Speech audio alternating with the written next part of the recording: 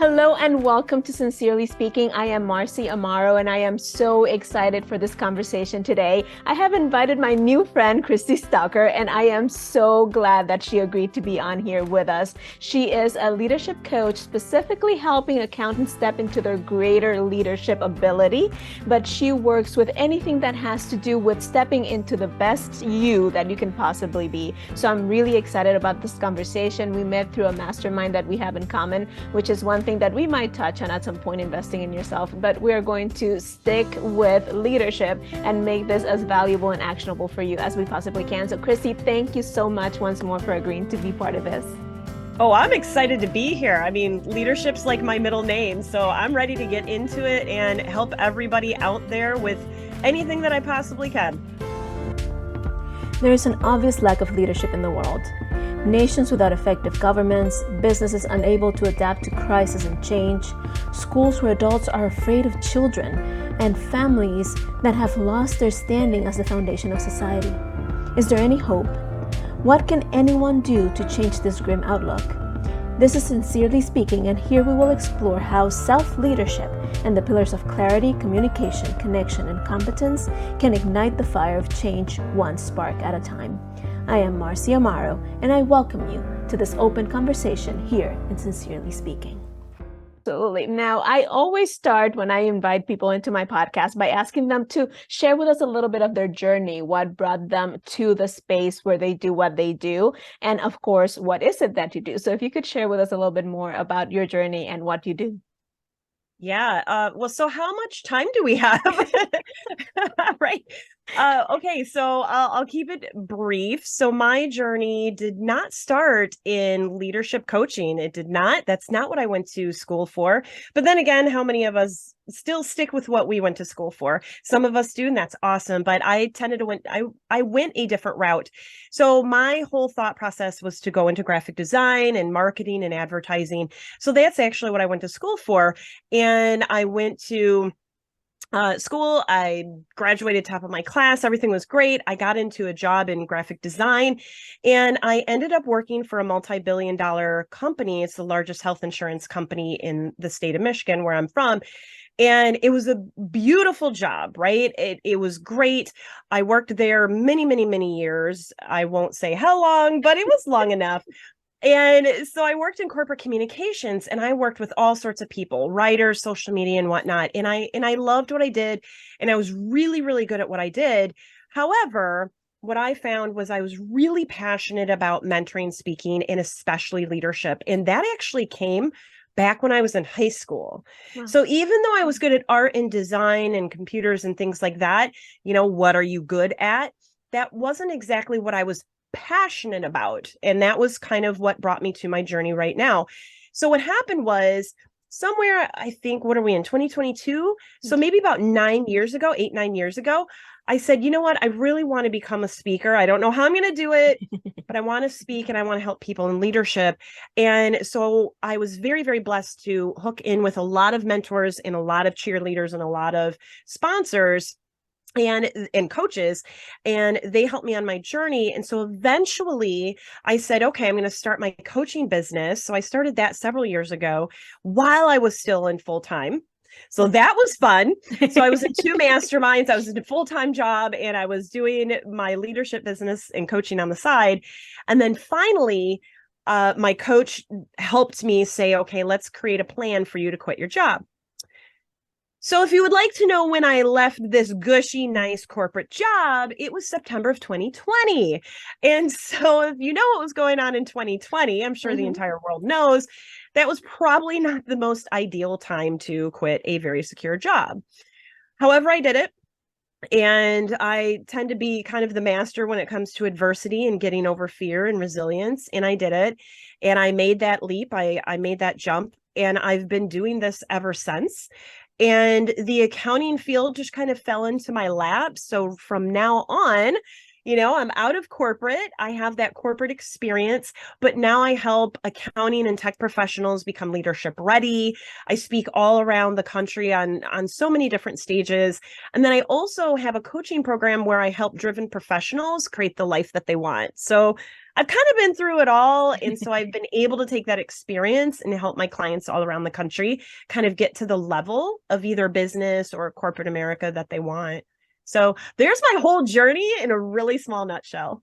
That is amazing. Now, everybody's probably now becoming really aware of why I'm so excited to have you on this episode. There's so many directions in which we can take this conversation, but I want to start with something that you hinted at, and then you mentioned being the master of I wrote it down, getting over fear and resilience. It feels like everywhere you look right now, there are reasons to be afraid. Like everybody is walking around in this constant state of fear and confusion and uncertainty and not knowing where to go or what to do. And I'm sure that you have sensed that, and everybody listening has sensed that. What would be something that you would tell to someone who came to you and said, okay, Kristie, I know something's got to give. I know something's got to change, but I'm so afraid. I don't know where to start. What would be your best advice for that person? And you know what? I get that question a lot. I get that question all the time from brand new clients. In fact, that's why people join my program, because they know, just like you said, they know something has to change. They know whatever they're doing isn't working for them, or maybe it's comfortable and kind of working, but it's not what they really feel they've been made for. And so the biggest advice I say is, because I've lived through it, walk the walk, talk the talk, is you really honestly have to go on faith and the belief in yourself. And if you don't have enough belief in yourself, where mine was shaky, I mean, I'm going to be honest, years ago, mine was a little shaky. I mean, it's a job I had been in for a very long time. I was well loved. It was a great environment, and I'm just going to jump into the unknown. And it really was based on faith, because the thing that drove me, two things: I had a very strong support team. That was the huge thing. I talk about three types of people you need to have in your life: cheerleaders, mentors, and coaches. And I had all three. And I was able to lean on them for support when I was scared out of my mind. So that was huge. The second one was, you only get one life. Yes. So I give this advice to every single person that I know. There is a story called the rocking chair test. And this is literally what has fueled me through all adversity. And I don't know if I can imagine yourself 90 years old, sitting in a rocking chair, looking out into the field or the ocean or wherever you're living, and reflecting back on your life.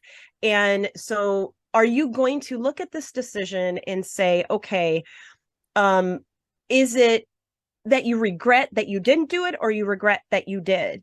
And there's a quote out there that says, most of us regret the things we didn't do rather than things that we did. So I never want to be that 90-year-old sitting in the rocking chair saying, oh my gosh, you know what? I could have, should have, would have.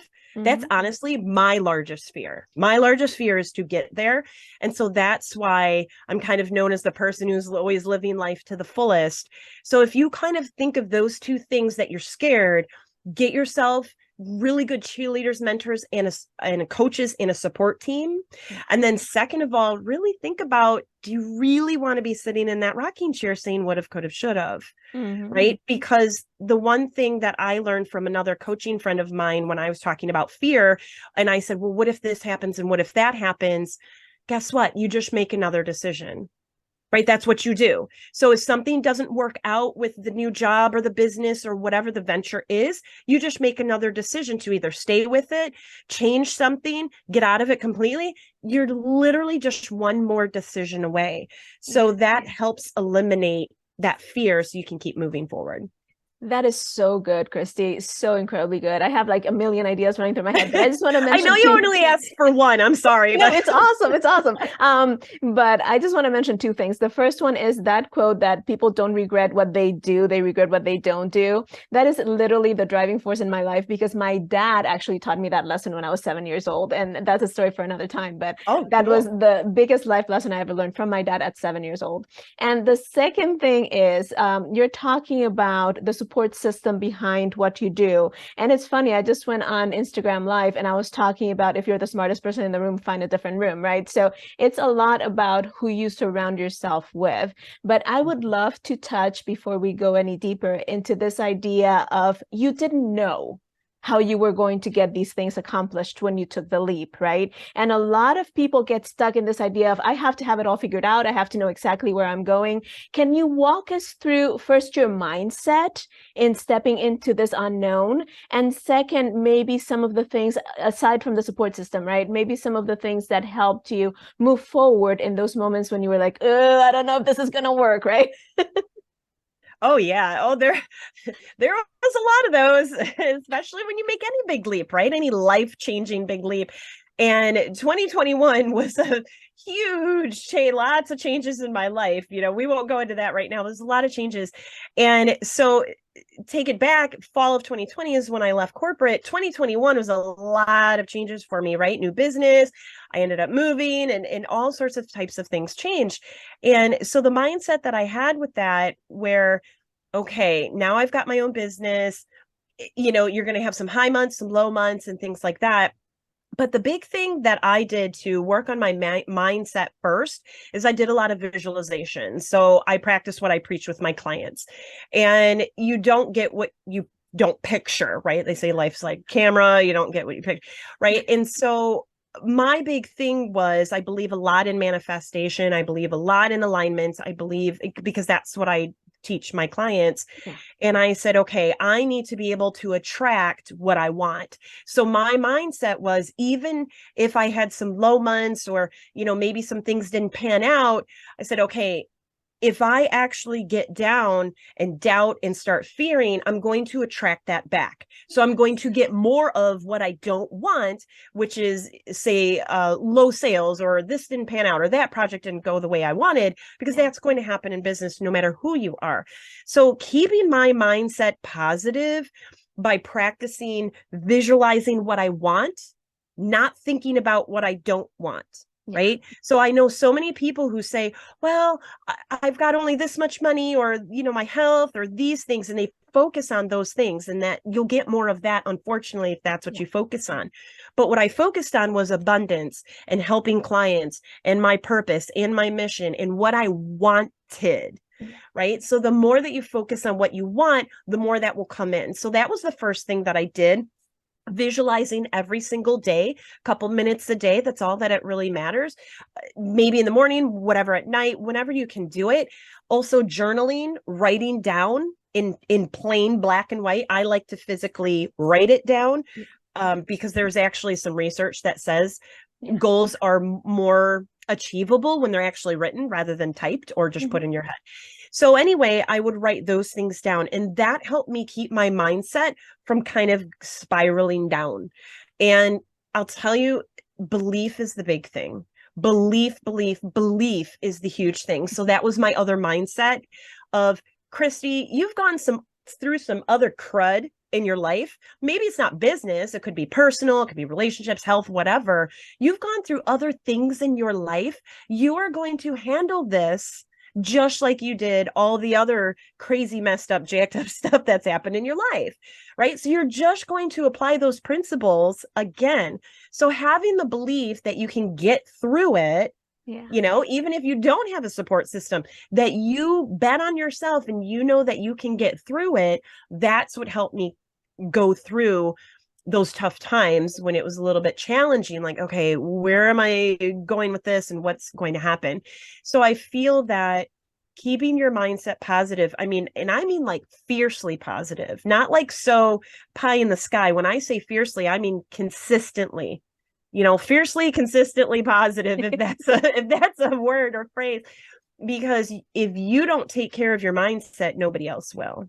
Absolutely. So a bit ago, like a few years ago, all this idea of what you're talking about would have been seen as something like frou-frou or ethereal. But now we know that there's so much science behind it. And just working on activating your reticular activating system, your RAS, is such a powerful thing, because it puts you in a place where you actually see what you're looking for, instead of not finding it, of it being hidden behind some sort of invisible wall or curtain, right? So that's really, really powerful and impactful. The other thing I catch from what you were talking about is this ability to take things that might be considered negative and sort of reframe them. And I know that reframing is a tag word that's used a lot, but it's accurate, right? Reframing it as something positive.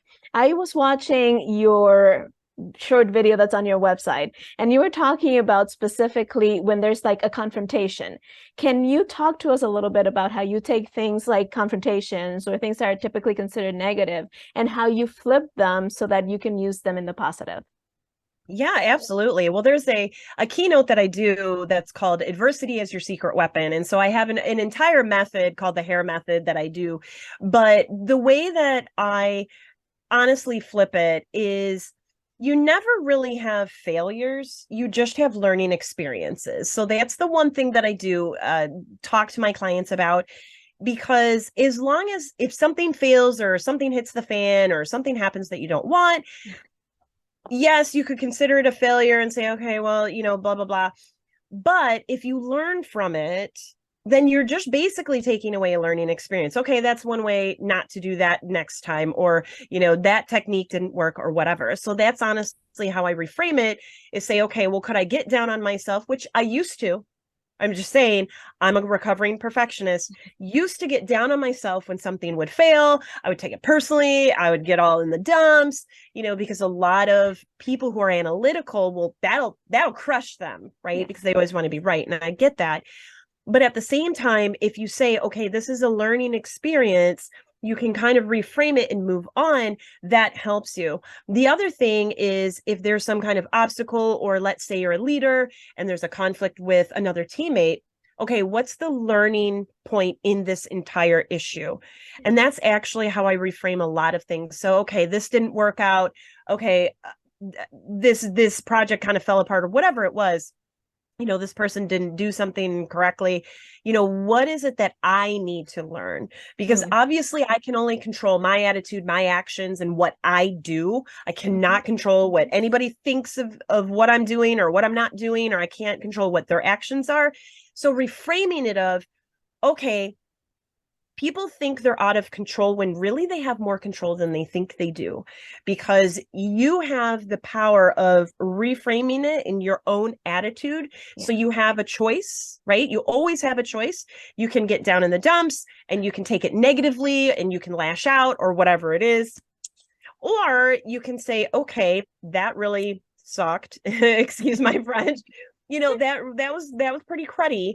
But what can I do next time to learn from it? I'm going to reframe this, and I'm going to incorporate, my last job, there was something called going below the line. Now, all you corporate people or whatever, maybe even in your business, doesn't matter. Everybody's gone below the line, right? Yeah, clients doing right? something, exactly. Teammates doing something, you're kind of like, meh, meh, meh. You're below the line.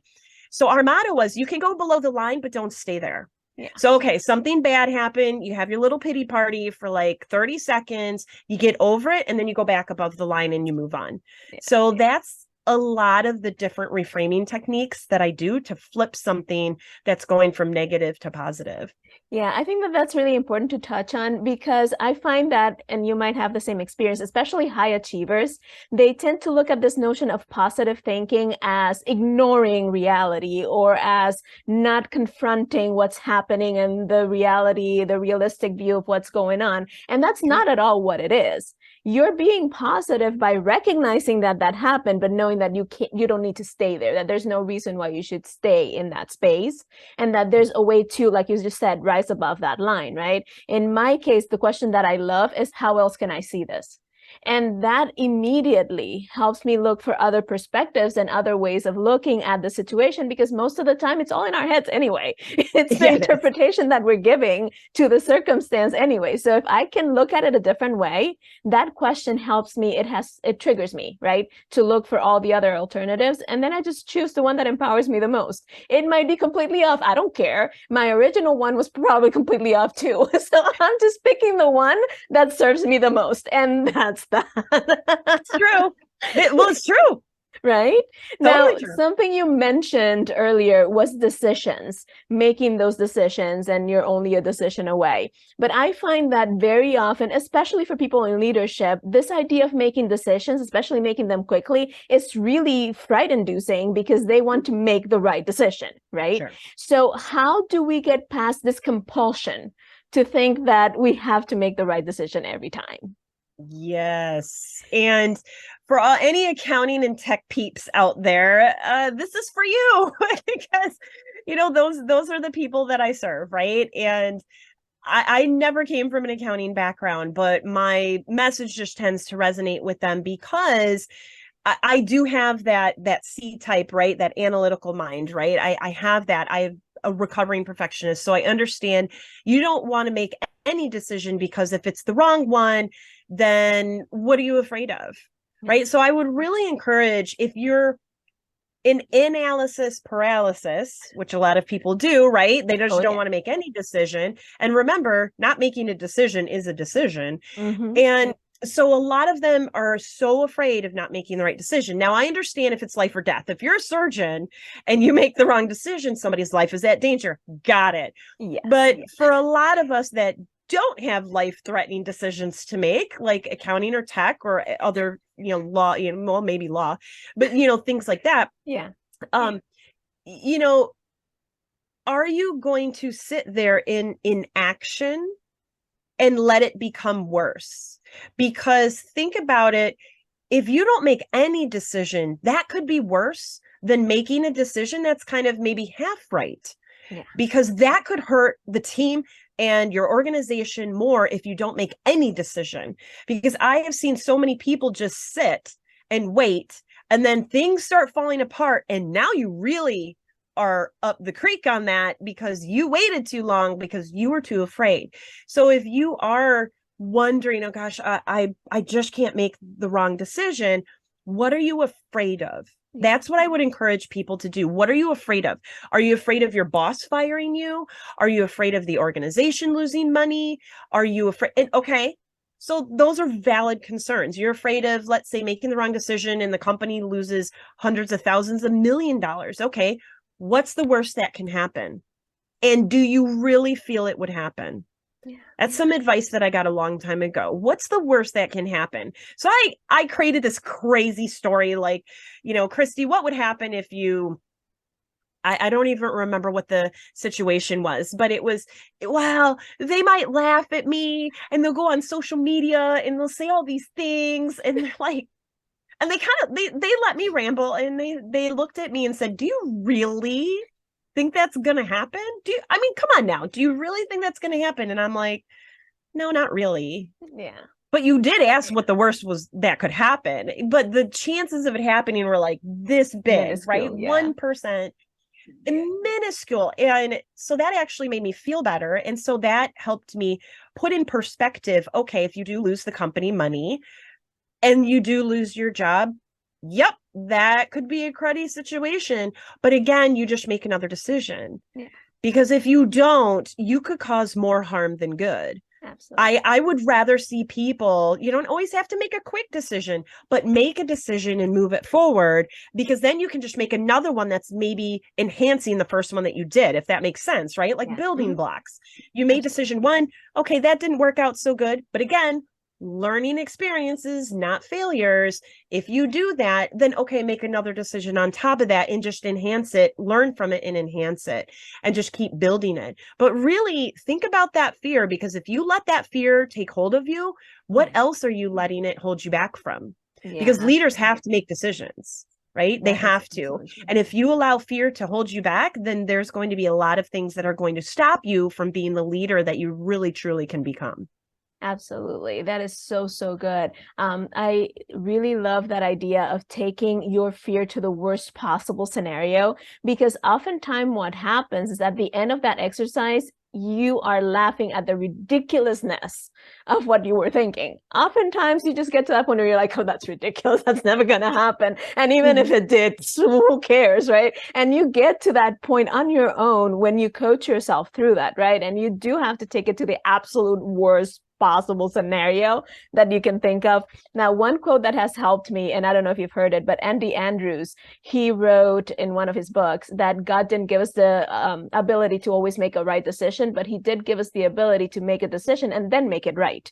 So it's this idea that you just make the decision and then you work to prove that your decision was the right one. And in that exercise, you're going to find where to pivot and what to do, but you're at least taking action. So those are very powerful thoughts. Now, you have mentioned several times from the beginning of our conversation, this idea of something that you're passionate about, right? Some people might equate that to living on your purpose. And I have found in my conversations, especially with high achievers, interestingly enough, that this idea of what is my purpose or what am I passionate about feels so detached from their day-to-day or from what they do that they can't even answer the question, what are you passionate about? Has that been your experience, and how do you help people get out of that block of not knowing what it is that they're passionate about? That is exactly why I got in the coaching business, actually, because I met so many people when I got into leadership so many years ago and part of leadership organizations and started mentoring people. I started noticing, and this was people of all ages from early 20s to their 60s and everything in between, is that people just felt lost. I just kept getting this constant theme of people being lost. And I don't mean just literally wandering around, not knowing what to do with their lives. It's just they felt lost because they didn't feel fulfilled because they hadn't gotten in touch with their purpose. And what was interesting is I attended a leadership conference. I believe it was in Louisville, Kentucky. And this was so many years ago, like I don't even, over a decade ago, easily. And I was in that conference and there was a guy there who helped us walk through our purpose and core values and things. And I said, oh my God, like it was literally a light bulb. And this was so long ago. And ever since then, I've really stuck to that. And I've noticed that is my biggest thing. Like my entire coaching program, what I speak about, what I stand for, it's always purpose. Like you will see that on my website.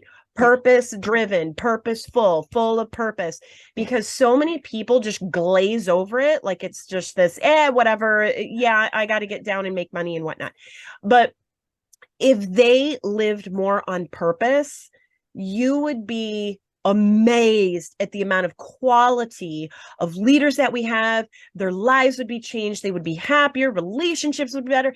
Like, that is the entire cure for world peace or something like that, right?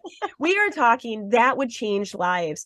Oh, yeah. That's why I teach, because yes, I get so many people who come in and say, okay, I'm really good at X. You know, I've got a client who was good at IT, but it just wasn't what she was passionate about. Yeah. So she opened up her own health coaching business. That's what she was passionate about. That was what she felt she was put on this earth for. And it doesn't even have to be a religious thing. This is literally what is in your spirit and soul that lights you up. If it's music, great. If it's working with animals, great. And if you're an engineer and you would rather work with animals, then great. Then go work with animals, because I guarantee you, if you stay too long in the engineering field and it doesn't make you happy and it doesn't fulfill you, you're going to get on that rocking chair and you're going to reflect back on your life and say, why didn't I become a vet? Why didn't I become a vet tech? Why didn't I go work in a zoo or whatever it was? Yeah. You know, because I get that so many times. So many times people come. I'm so glad you asked me that question, because we could have an entire session just on purpose. Yeah. Absolutely. But the more that you can focus and connect with your purpose, the happier you will be. I would almost guarantee it, because that is why in my coaching program, that is the first thing that we focus on. And then everything revolves around that.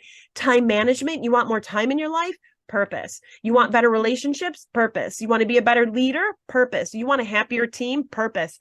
Because that comes out, because you can name, when I ask people leaders that they look up to, you know, they'll say something like Mother Teresa or Gandhi or Abe Lincoln or whatever. And I say, do you feel that they worked on purpose? They lived on purpose? They lived on passion? Well, of course. Well, you're no different. Absolutely. You're no different. Their purpose is different than yours, of course, but they're no different. And the more people live on purpose, the happier leaders they will be, the happier teams they'll create. Yeah. Those teams will create. So you will literally, the more you live on purpose, the more you spread happiness and sunshine and unicorns and all that stuff, right? It's just good for everyone at that point. Yeah, absolutely. Now, one of the things that I find, and tell me if you see something similar, is that for a lot of people, this idea of finding your purpose feels almost like shackles or like a death sentence, right? Like if I find this one purpose, then I'm stuck with this one purpose, and this is the only dimension of my life, and this is it. But I love that you mentioned relationships and time management. In each one of those things, your purpose takes a different color, but it's part of the same overarching passion, right? So it's not that you're shackling yourself to one thing, is that you are making your life align with what you have that is unique to you, that you get to bring to this world to make it better, right? Yes, absolutely. And that's the big thing that I also talk about is your purpose can change. Yeah. Right? I mean, it can. I feel people are put on this earth for something. Now, what that is, that's for you to decide. Yeah. But at the same time, you're like, if you sat down and figured out your purpose when you were straight out of high school, right? And say, okay, I want to go do this with the knowledge and resources that you have, you go do that. Just like me, right? I thought, okay, my thing is to be a graphic designer, work at corporate communications, and, maybe do some event planning or something on the side. But I kept getting something tugging at me to say, hey, guess what? You really love mentoring and helping people, and you love leadership. Yep. So it shifted. So I'm a living, breathing example of, I thought my purpose was to do graphic design. And, I had a design business on the side and help clients and all these things, but mine shifted. It was, and the big reason is because remember when I talked about that leadership conference that I went to a long time ago, it shifted. And somebody opened the door and opened me up to other things that were possible. Because I'll tell you, when I've worked with people, they just sometimes don't know what's available to them. Yeah. Right. They just don't know what's available. And no, it's not shackles, because what's really cool is you can do whatever you feel like in your life. And if you want to, again, be a vet tech, great. And if you're like, you know what, I think vet tech is not for me. I think I want to go, work in a nonprofit with kids. Okay, great. You it's not like you're stuck with one thing. Yeah. But when you really look at your core values, and, there's like a whole purpose guide that it helps people create, when you look at your core values and you really hone down on what you want out of your lifestyle, you'll see patterns and you'll see things that say, okay, this is really what makes me happy. And this is what brings me joy. And this is what I can do to help others bring joy. And it can change. It can absolutely change. It is not shackles. I hope nobody on here thinks that it is shackles, because it can absolutely change. We just talked about decisions and choices, right? You can change it. Absolutely. That is so incredibly good. So amazing. Now, for anybody listening or watching, whether they're on YouTube or on the podcast platforms, and they're listening and they're like, Kristie, everything you said just sounds amazing. It's awesome, but I have no clue. What do I do? Where do I start? What would be the place where you would advise them to start? The one actionable thing that they could start doing as soon as they're finished listening that will get them started on the right path? Considering purpose or considering adversity, or there's so many different action I know we items talked so many things. I know. Let's go with purpose, because I think that if they can start on the road to purpose, that is going to trigger a lot of the other things. I mean, if you agree. So what do you think? Yeah, no, I think that's great. So my first step, like if someone came to me and said, Kristie, I know I'm not happy in what I'm doing, but I really want to be more fulfilled, I would say the number one thing that you want to really detail, take out a pen and paper, sit in a quiet room or laptop, whatever you want to do, right? It doesn't matter. But in a nice, quiet space, think about your lifestyle. Because in my opinion, lifestyle comes first, career comes second. Yeah. Because if you want to work from home, you're probably not going to be a heart surgeon. Oh, yeah. At least right now, heart surgeons can't work from home. So, those types of things. So I would highly recommend you write down what type of lifestyle in lots of different sections. What type of relationships do you want? Do you have a family? Do you want to be closer to them? Do you want to be farther from them? I don't know. Do you want to be closer to your extended family? Those types of things. Are you not married? Do you want to find a soulmate? Do you not want to find do you want to stay single? Whatever. Friends, things like that. So think about your relationships. What type of relationships would make you joyful? Yeah. Second, financial, right? It's a need. Do you want to make 6 figures a year? Are you good with 20,000 a year? Do you want $1 million? Whatever it is, what kind of financial do you want? Also think of your health. Yeah. Right. So there are lots of different careers that can change health depending on what you choose. So what kind of health do you do you want to lose more weight? Do you want to be, more vibrant? Do you want to run a marathon or not, or whatever? What do you want as far as health wise? And then also think about, where do you want to live? Those types of things of what kind of house, apartment, you want to be on the ocean, in the middle of a cabin in the woods, those aspects, I would write down all of it, and I would encourage you to do it without judgment, right? You may have a spouse, you may have kids, you may have dependents or whatnot, whatever it is, but write it down without judgment. And say, well, what if so-and-so said this, or my spouse or whatever, my partner or something like that. Just write it down. If that's what you want, write it down. Start there. Think about the lifestyle that you want, and then compare it to what you're doing right now. Yeah. Now, if there's a huge gap, and you say, okay, I'm an HR person and I work 9 to 5, but I would rather be working from home and being able to take long walks on the beach and this and that, and you are nowhere close to that, then something needs to change. And that's, I can help somebody with that, but you definitely want to change this, because again, we only have one life. I really don't want you on that rocking chair regretting what you didn't do. So start there. Outline in complete detail what kind of lifestyle that you want, and see if that compares to what you're doing now. And if it isn't, you have a large gap, then it's time to take the leap and make some changes while you still can. Wow, what a great way to end, Kristie. This has been so much fun. It flew by. The time just flew by. But before we let you go, please share with everybody listening or watching how they can connect with you, anything important that you have coming up that you might want to share with the audience. This is your space now. Just let us know how to find you. Yeah, well, I'm on all the social media platforms, right? So you can just look up Kristie Stocker. I'm on LinkedIn, I'm on Instagram, I'm on Twitter, those types of places. I'm obviously on Facebook. You can connect with me there. But something special that I have for everybody who is on this podcast or on YouTube, if you listen to this and you're like you just said, I don't even know where to start. I know what I'm doing is, as a leader, I need some advice, or I'm here, I'd like to be a higher leader, or I'm here and I just don't want to do what I'm doing anymore, but I need guidance. Like I said, coaches, those are the types of people that really helped me.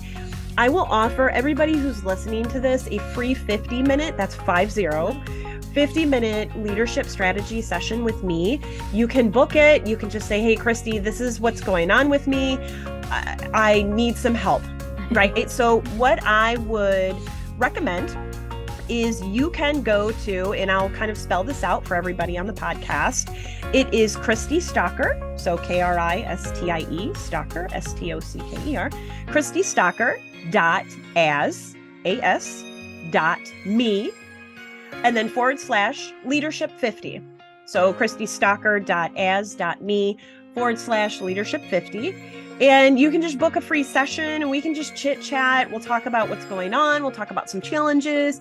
And if at the end of the call, you're like, Kristie, we got to work together. I really need to take my life to the next level. I don't want to be on that rocking chair anymore. Perfect. Then we can talk about working together. But yeah, I'm out there. KristieStocker.com is my website. And yeah, I am always around.